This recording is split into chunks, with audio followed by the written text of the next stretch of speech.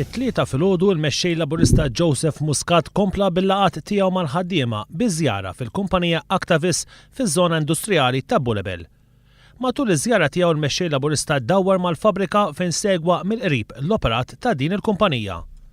Wara kellu wkoll l-opportunità li jiltaqa' mal-ħaddiema fejn irriafferma l-impenn ta' gvern ġdid favur is-settur tal-manifattura. Aħna ġejna weksa biex nirriaffermaw il-konvenzjoni tagħna illi l-industrija tal-manifattura, l-Actavis, il-kumpaniji fil-qasam tal-farmaceutika, dawn kollha fil-qasam tal-manifattura għandhom futur. Joseph Muscat spjega li hemm tliet affarijiet li qegħdin ifixklu lis-settur tal-manifattura: is-service charge, il-kontijiet tad-dawl u l-ilma u l-burokrazija. Matul il-laqgħa l-ħaddiema ingħataw l-opportunità li jagħmlu l-mistoqsijiet tagħhom lill-mexxej Laburista. Xi proposti għandek favur il-familja biex tinkoraġġixxu aktar nisa jaħdmu? Ħankun qed inħabbru dalwaqt numru ta' inċentivi immirati speċjalment għan-nisa biex jibdu lura fil-post tax-xogħol speċjalment wara li jkunu saru ommijiet. X'ħatkun il-policy u x'inċentivi biex kumpaniji tal-manifattura, speċjalment fil-qasam tal-farmaceutika, jkomplu jkabru u jimpjegaw tal-ħaddiema ġewwa Malta.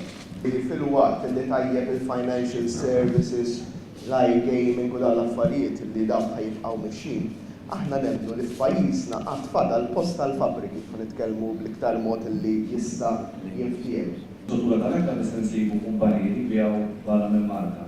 Bekk dawn kienu jaqgħu ITC bħala tax refund. Fl-2010 liġi mbidlet iżda f'Malta din ma ġietx implementata. Taħseb li fis-snin li ġejjin kapaċi tinbidel din il-liġi taxxa? U le jekk ħankunu sodi ħafna żgur mhux forsi li mhux ħanħallu illi b'xi mod jew ieħor nirrinunzjaw għas-sovranità tagħna fir-rigward ta' jgħidu l-armonizzazzjoni kif taf inti tax harmonization li tkun qed tfisser illi jaqla daqqa ta' ħarta numru ta' kumpaniji u jaqla daqqa ta' ħarta s-settur tas-servizzi finanzjarji. Ġifieri dik hija red line li aħna qatt ma ħanaċċettaw illi niċċaqalqu minnha. Preżenti kien hemm ukoll Chris Cardona, kelliem ewlieni għall-industrija self-employed u investiment barrani, u Carmenu Vella, kelliem ewlieni għall-finanzi.